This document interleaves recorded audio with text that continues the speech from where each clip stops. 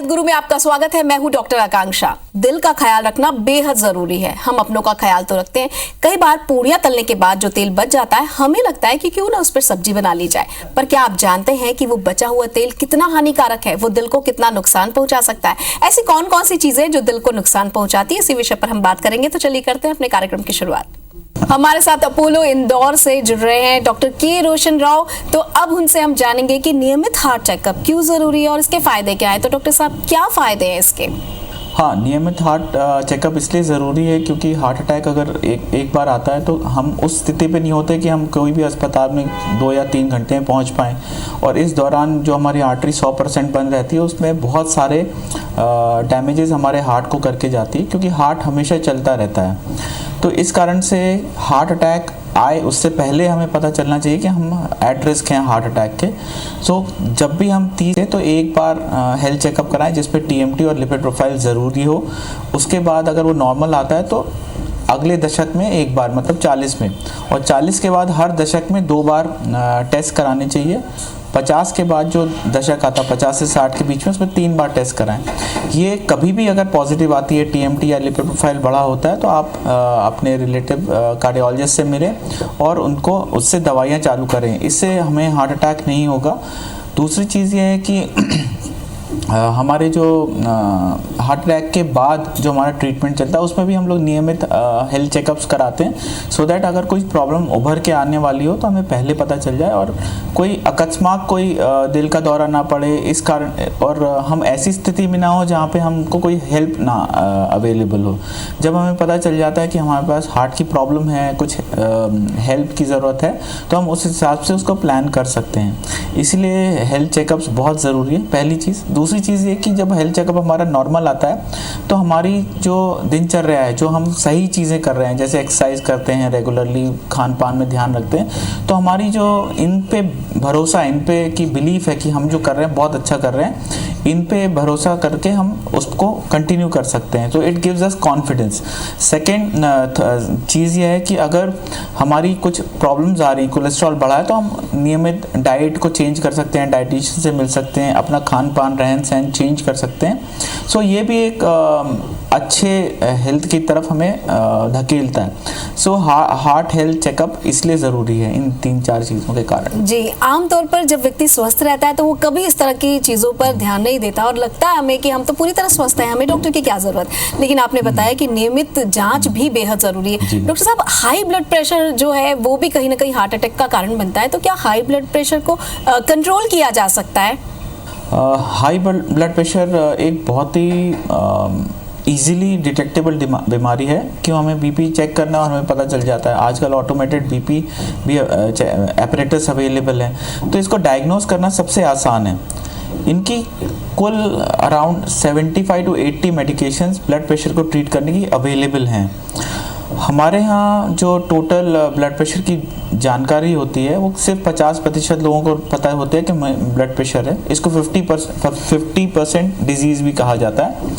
50% जिनको पता होता है ब्लड प्रेशर है, उनमें से सिर्फ 50% दवाइयाँ लेते हैं। जी, जो 50% दवाइयाँ लेते हैं उनमें से सिर्फ 50% को ये पता, उनका ब्लड प्रेशर कंट्रोल में रहता है। तो इस मामले में जब किसी को ब्लड प्रेशर होता है तो सिर्फ 10 से 12% पेशेंट्स एडिक्वेट दवाइयाँ लेके एडिक्वेट ब्लड प्रेशर कंट्रोल करते हैं। तो ये बहुत ही एक बीमारी जो आसानी से पकड़ी जा सकती है, एक बीमारी जिसके बहुत सारे दवाइयाँ अवेलेबल हैं। इसमें एक ही इशू है कि इसके लक्षण नहीं, और हम लोग की ये भ्रांति रही है कि जब हमें कोई लक्षण नहीं है तो हम कैसे इसके इलाज लें। तो ये प्रॉब्लम बहुत ज़्यादा है। इस कारण से जो मई में हम लोग मई मेजरमेंट मंथ MMM ये मानते हैं। वो इसलिए मनाते हैं कि हम कोई भी आने वाले आगंतुक का, हमारे अस्पताल में कोई भी आता है, सबका बीपी लेते हैं और उनको बताते हैं कि भैया आपको ब्लड प्रेशर है, तो वो उस चीज़ को पहली बार अरे हमें पता ही नहीं था। So somebody who is and 55 years of age, कई बार ऐसा होता है उसको पहली बार पता चलता है कि ब्लड प्रेशर है।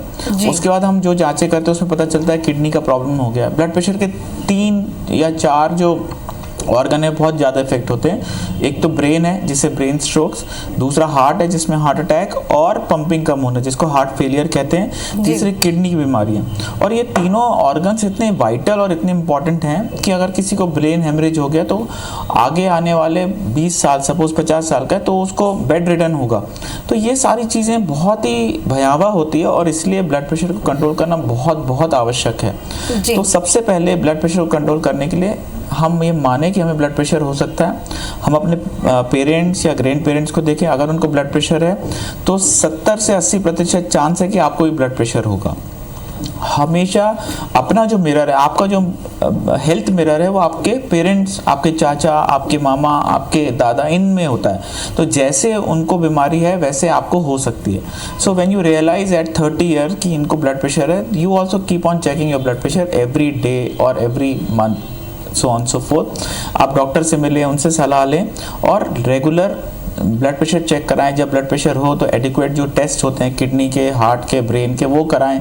और जो दवाइयाँ मैंने जैसे कि बताया, बहुत सारी दवाइयाँ अवेलेबल हैं, उन दवाइयों को लेने से, सेवन करने से हमारा ब्लड प्रेशर कंट्रोल रह सकता है। जी, so importance of blood pressure is that it is easily diagnosed. जी, आसानी से पता चल जाता है और आसानी से ट्रीट होता है, लेकिन हमें इस चीज़ को मानना पड़ेगा, हमें भी ब्लड प्रेशर हो सकता है। जी बिल्कुल, आपने बताया कि बीपी को भी हमें नज़रअंदाज नहीं करना है। जिस तरह की लाइफस्टाइल आज हम लोगों ने अपना रखी है उसमें नींद की बहुत महत्वपूर्ण भूमिका, और नींद आजकल के बच्चों को आती नहीं, युवाओं को भी देखिए बहुत देर रात तक जागते हैं। तो क्या नींद की भूमिका दिल को प्रभावित करती है? जी, नींद की दो चीज़ें होती हैं। शॉर्ट टर्म इंसोम्निया यानी कि कम समय के लिए, कुछ लोगों को कई महीने में एक बार या 2 महीने में एक बार 2-3 दिन तक नींद नहीं आती है। एक लॉन्ग टर्म इंसोम्निया होता है जिनको कई दिनों से क्रॉनिकली नींद नहीं आती। तो जब भी आपको, जिस दिन भी आपको नींद नहीं आती है, स्पेशली मैंने मतलब जो स्टडीज़ में बताया कि Monday, Sunday night and Monday morning, ये इन दौरान ना हार्ट अटैक्स, ब्रेन स्ट्रोक बहुत ज़्यादा होते हैं।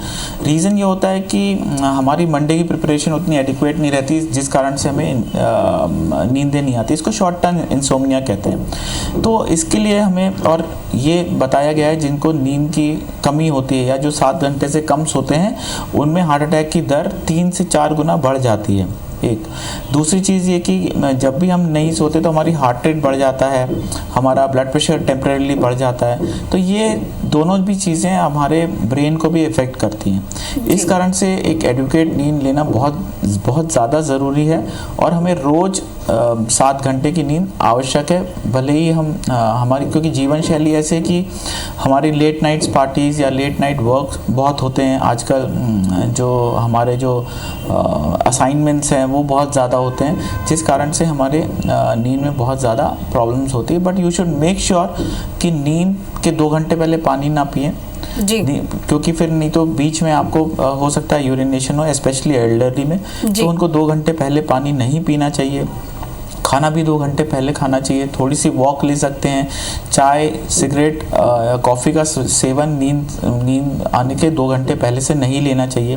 तो ये सारी चीज़ें, और हमें मेडिटेट करना चाहिए, हो सके तो कुछ लाइट म्यूज़िक जो नींद को हमें ले सकते हैं, जिससे हमारा जो माइंड है वो म्यूज़िक की तरफ डाइवर्ट हो।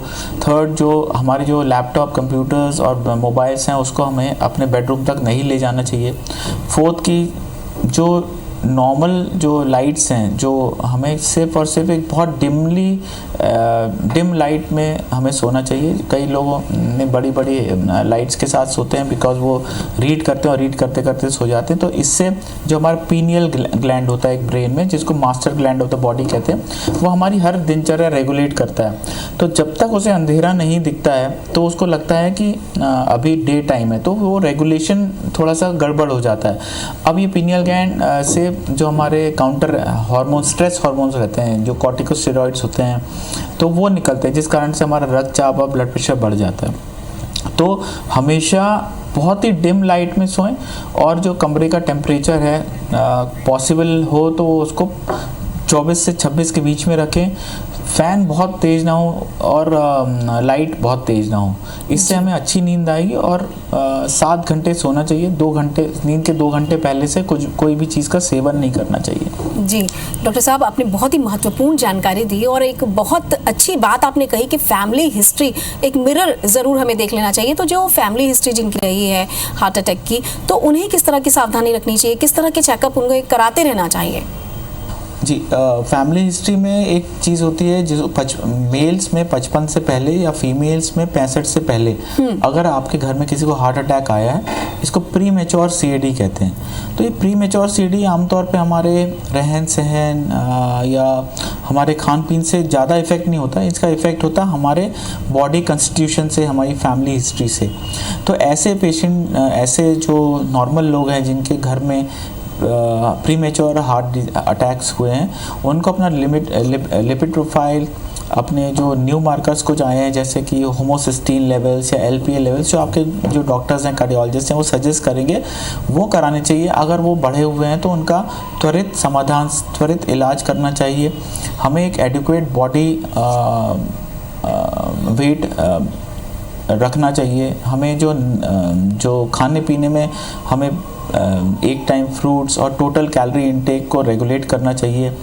इस तरीके से हम काफ़ी लंबे समय तक बिना हार्ट अटैक के जी पाएंगे। हमें रेगुलर फॉलोअप्स में हमें देखना है, कुछ नंबर्स होते हैं, जैसे हमारा बैड कोलेस्ट्रॉल जो होता है, एलडीएल होता है, वो 80 से कम होना चाहिए। जो हमारा शुगर्स है, वो फास्टिंग शुगर, वो भी हमारा नियमित रूप से कंट्रोल होना चाहिए। जो हमारी मोटापा है, खास करके जो girth है, एब्डोमिनल गर्थ, वो 80 सेंटीमीटर से कम होनी चाहिए। तो ये सारी चीज़ें हमको रेगुलरली ध्यान देना है। अगर आपका पल्स रेट 80 से ज़्यादा है तो ये भी एक सूचक है कि आपको हार्ट अटैक हो सकता है। तो इन सारी चीज़ों पर ध्यान देते हुए हमें इसको नियंत्रित रखना चाहिए, रेगुलर फॉलोअप्स करने चाहिए। और जैसा कि मैंने बताया कि अगर आपके घर में आपके फादर की वॉइस एक पर्टिकुलर टाइप की, तो आपकी भी वॉइस वैसी होती है। आपके जो हेयर्स हैं, अगर वो रिसीड करते हैं तो आपके फादर के रिसीड करें तो आपके भी रिसीड करें। तो हर चीज़ में हम अपने फैमिली को फॉलो करते हैं बिकॉज ऑफ जेनेटिक्स। और जेनेटिक्स को हम बीट नहीं कर सकते, हम जेनेटिक्स को बदल नहीं सकते। जो चीज़ हम बदल सकते हैं वो हम अपने हेल्थ पैरामीटर्स बदल सकते हैं, अपना रहना खान पान, रहन सहन बदल सकते हैं, तो वो हम बदलें। जी एक बहुत फेमस कहावत है कि genetics in Indian have loaded guns, मतलब जेनेटिक्स इंडियन में लोडेड हैं जो कि हार्ट अटैक करते हैं। अब ट्रिगर हमारे ऊपर है, एनवायरमेंटल ट्रिगर जैसे होता है खाना पीना, रहना पीना, तो ट्रिगर हमारे ऊपर है। हम कब वो बटन या ट्रिगर दबाते हैं ये हमारे ऊपर डिपेंडेंट है, तो इसका बहुत ज़्यादा ध्यान रखना चाहिए। जी सर, एंजाइना पेन ये क्या होता है और कब होता है? एंजाइना एक टर्म है जो हार्ट के कारण, जो हार्ट की नसों में ब्लॉकेज के कारण जो दर्द होता है, उसको हम एंजाइना पेन कहते हैं। ये आमतौर पे जब कुछ हार्ट की नसें सिकुड़ जाती है, इस कारण से ये दर्द होता है। अब ये दर्द इनिशियली तो हमारा, जैसे हम 5 किलोमीटर चलते हैं तो हम उस 5 किलोमीटर के दौरान सपोज़ 50 मिनट में चल पाते हैं, लेकिन वो चीज़ हम बढ़ा के 60 कर देते हैं। चलने में दर्द होना ये एंजाइना होता है, और रुक जाते हैं तो वो रुक जाता है। धीरे करके हमारी जैसे जैसे डिजीज़ बढ़ती जाती है तो ये जो हमारी चलने की क्षमता वो कम होती जाती है, और फिर एट रेस्ट भी एंजाइना होता है। जब एट रेस्ट एंजाइना होता है इसको अनस्टेबल एंजाइना कहते हैं, और ये एक ऐसा सूचक है जो कि आपका मतलब हार्ट अटैक होने की संभावना बहुत ज़्यादा बढ़ा देता है। तो समबडी जिसको दर्द चलने में हो रहा था, वो बैठे बैठे दर्द होने लगा, तो उसको तुरंत अस्पताल जाना चाहिए, ईसीजी कराना चाहिए और डॉक्टरों से परामर्श लेना चाहिए। जी बिल्कुल। एंजाइना पेन की बहुत सारी भ्रांतियां हैं कि मुझे गैस है, मुझे गैस है, मुझे मस्कुलर पेन है, ऐसा नहीं है। अगर आप 40 साल से ऊपर हैं, आपको शुगर है, आपकी फैमिली में हार्ट अटैक है, तो जॉ से नीचे और नाभि के ऊपर, मतलब below the jaw and above the umbilicus, कोई भी डिस्कम्फर्ट हो, कोई भी अनकंफर्टेबल फीलिंग हो, कोई भी ऐसी चीज़ जो कि आपने पहले कभी महसूस नहीं करी हो, तो ये एंजाइना हो सकता है। कारण यह है कि इसका इम्पोर्टेंस ये है कि गैस है या मस्कुलर पेन है या लंग के फेफड़ों के कारण कुछ पेन है, तो ये जान नहीं लेता, लेकिन जो हार्ट का दर्द है ये जान ले सकता है। तो एनीथिंग विच ब्रिंग्स अबाउट, कोई एक्टिविटी के साथ आपको डिस्कम्फर्ट होता है जॉ से नीचे और अम्बलाइकस के ऊपर, तो एंजाइना हो सकता है। आप अपने पास के डॉक्टर से या आपके फैमिली डॉक्टर से मिलें और जो रेगुलर वो एडवाइस करें, चेकअप्स कराएं और उसका इलाज करवाएं। जी डॉक्टर साहब, सांस फूलने की दिक्कत भी होने लगती है, जैसा कि कई बार हमने देखा है कि अचानक से ऐसा लगता है कि फ्लोर या लंबी दूरी चलने के बाद भी हांफने लगते हैं लोग। तो अभी एक ही मंजिल उतरते हैं या चढ़ते हैं तब भी सांस फूलने लगती है, तो क्या इसे भी हम हार्ट अटैक का लक्षण ही माने, हमारा सांस फूलना या थकान होना? अगर आपको रिस्क फैक्टर्स हैं हार्ट अटैक के, जैसे कि शुगर है, घर में फैमिली में हिस्ट्री है, ब्लड प्रेशर है, आप मोटे हैं, आपका लिपिड प्रोफाइल बढ़ा हुआ है, कोलेस्ट्रॉल बढ़ा हुआ है, तो ये सांस फूलने की बीमारी, खास करके डायबिटिक पेशेंट में जो चलने में सांस फूलती है या बैठे बैठे सांस फूलती है, ये एंजाइना या हार्ट अटैक का सूचक हो सकता है। क्योंकि डायबिटीज़ में नसें भी इफ़ेक्ट हो जाती हैं, जिस कारण से वो दर्द को महसूस नहीं करती। तो जब वो दर्द को महसूस नहीं करती तो इसलिए हमें दर्द नहीं होता, सांस फूलती है। क्योंकि हार्ट की पंपिंग कम होती है जब भी एंजाइना होता है या जब भी हार्ट अटैक होता है, तो हम थोड़ा भी चलेंगे तो सांस फूलेगी। खास करके डायबिटिक पेशेंट में सांस फूलना एक एंजाइना का परिचय हो सकता है। दूसरे जो कारण हैं जो सांस फूलने के, वो लंग से होते हैं, कुछ निमोनिया हो या और कोई बीमारी हो लंग में, उससे भी हो सकते हैं। बट जो हार्ट का सांस फूलने की कारण होता है वो, उसमें कई बार हमारे लीवर में सूजन आ जाती, कई बार हमारे पैर में सूजन आ जाती, जब हम लेटते हैं तो ज़्यादा सांस फूल जाती है। ऐसा बहुत कम डिजीज़ में होता है। तो जब भी आप बैठे हैं और लेट जाएं और लेटने के बाद सांस फूले, तो ये हार्ट अटैक का साइन हो सकता है, क्योंकि हार्ट अटैक में पंपिंग कम होती है, जिस कारण से हम जो लंग से जो ब्लड हार्ट में जाता है वो हम उसको हैंडल नहीं कर पाते। तो और जैसे ही हम लेटते हैं तो ब्लड जो पानी है फेफड़ों में भरा हुआ वो ऊपर आ जाता है, तो इस कारण से हमारी सांस फूलने लगती है लेटे लेटे। तो डायबिटिक पेशेंट में लेटे लेटे अगर सांस फूल रही है तो ये हार्ट अटैक और हार्ट फेलियर का सूचक है। जी डॉक्टर साहब, यदि हार्ट अटैक आता है तो सबसे पहले तो लोग ये डर जाते हैं कि कहाँ जाएं और क्या वास्तव में इसका प्रॉपर ट्रीटमेंट होता है और हम पूरी तरह से स्वस्थ हो सकते हैं। तो ये जो भ्रांतियां हैं ना हार्ट अटैक को लेकर, लोग जो पहले से डर जाते हैं, तो क्या नई तकनीक आ चुकी है, कैसे हम इसमें आज आसानी से मरीज को स्वस्थ कर सकते हैं, इसके बारे में भी हमें कुछ बताएं। देखिए, अगर आपको लग रहा है कि आपको हार्ट अटैक आया है तो जो सबसे पास का अस्पताल हो वहाँ चले जाएं। कोई सबसे अच्छा अस्पताल ढूंढेंगे तो हो सकता है लेट हो जाए। जी। सबसे पास के अस्पताल में जाके आप डॉक्टर को दिखाएं, ईसीजी कराएं। ईसीजी में अगर प्रॉब्लम्स हों तो उनकी सलाह लें, उनकी जो दी हुई दवाई है वो कराएं। थोड़ा सा अगर वो स्टेबलाइज करके या फिर आपको आपके जो हायर सेंटर्स हैं जहाँ पे एंजियोग्राफी एंजियोप्लास्टी की सुविधाएं अवेलेबल हैं वो वहाँ पे शिफ्ट करेंगे। सबसे पहले नियरेस्ट मेडिकल सेंटर जो कि आपके घर के पास हो वहाँ जाना चाहिए, या जहाँ पे भी आप ऑफिस के पास जो भी हो वहाँ जाना चाहिए। ये सबसे इम्पॉर्टेंट है। ये ज़रूरी नहीं है कि आप फला डॉक्टर के पास जाएं या फला हॉस्पिटल जाएं, क्योंकि best is enemy of good. तो हमें बेस्ट नहीं ढूंढना है, हमें पास का ढूंढना है। Because time is essence, time is muscle, यानी कि जितना समय इलाज में लगता है हार्ट अटैक के, उतने समय उनकी हार्ट मसल मरती जाती है।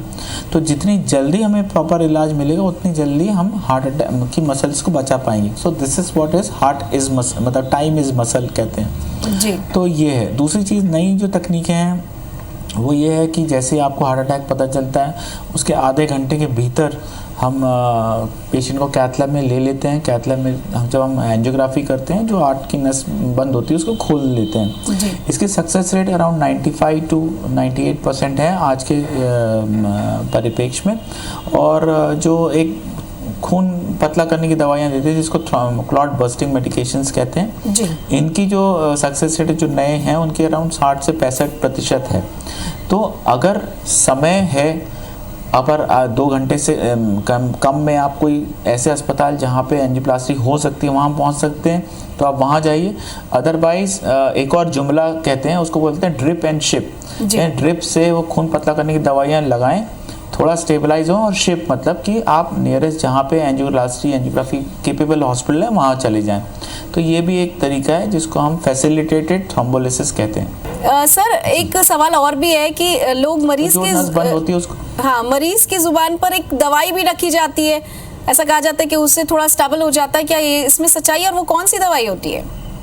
एक्चुअली ये एक सॉर्बिट्रेट करके एक गोली आती है जिसको नाइट्रेट्स होती है, ये जबान के नीचे रखने से ये तुरंत अपने ब्लड में जाती है और ब्लड में जाने के बाद वो अपने हार्ट की नसों को डायलेट करती हैं। तो ये एंजाइना में काफ़ी कारगर होती है, बट हार्ट अटैक में क्योंकि आर्टरी 100% बंद है तो उतना कारगर नहीं होती, पहली चीज़। दूसरी चीज़, ऐसे पेशेंट जिनमें बॉर्डर लाइन ब्लड प्रेशर है, ब्लड एकदम जैसे 90 सिस्टोलिक या कम है रक्तचाप, तो उसमें ये दवाई देने से चक्कर आ सकते हैं, बीपी कम हो सकता है। तो ये भी गोली अनटिल अनलेस कोई डॉक्टर ने प्रिस्क्राइब करी हो, आपको डॉक्टर ने देखा हो, उसके बाद लें तो ज़्यादा बेटर है। या जिनका पहले हार्ट अटैक हो चुका है या कुछ प्रॉब्लम हो चुकी है जिनके कारण डॉक्टर ने कहा है कि अगर प्रॉब्लम हो तो ये ले लीजिएगा, तो वही न लें, अदरवाइज़ वो जबान के नीचे वाली गोली ना लें। उससे अच्छा है एक एस्पिरिन की गोली, डिस्प्रिन जो होती है, उसको पानी में घुला के ले सकते हैं।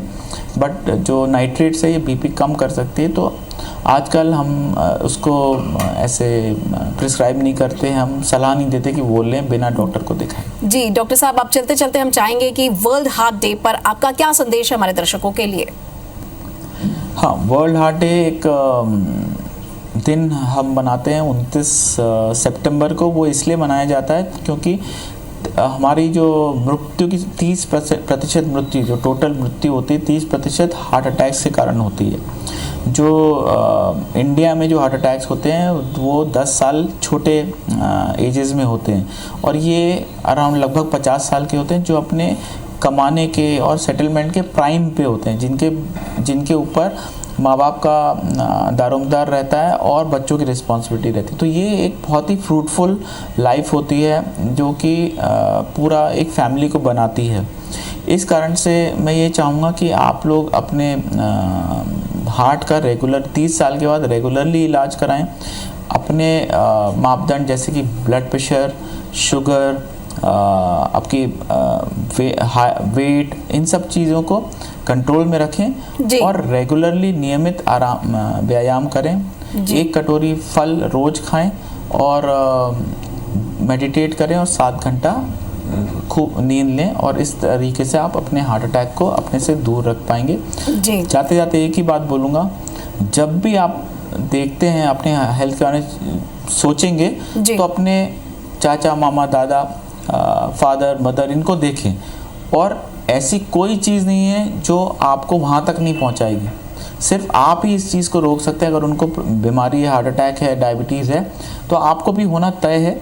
आप अपने जीवन शैली को बदल के, ये हो सकता है कि आप उसको डिले कर सकें ताकि आप लंबे समय तक बिना हार्ट अटैक के जी पाएँ। तो ये ज़रूरी है अपने माँ बाप के बारे में सोचना, देखना और उनका इलाज कराना और अपने आप को बचाना। इस वर्ल्ड हार्ट डे में मेरा यही एक संदेश रहेगा, माँ बाप को देखें और अपने आप को देखें। इतनी महत्वपूर्ण जानकारी देने के लिए, ये संदेश देने के लिए आपका बहुत बहुत धन्यवाद, शुक्रिया। हम आशा करते हैं कि आज की बातचीत से आपने सबक तो जरूर लिया होगा और जो जानकारी आप तक पहुंची है आप दूसरों तक भी पहुंचाएंगे। किसी और विषय के साथ होगी आपसे मुलाकात, तब तक कीजिए थोड़ी सी प्रतीक्षा और थोड़ा सा इंतजार। नमस्कार।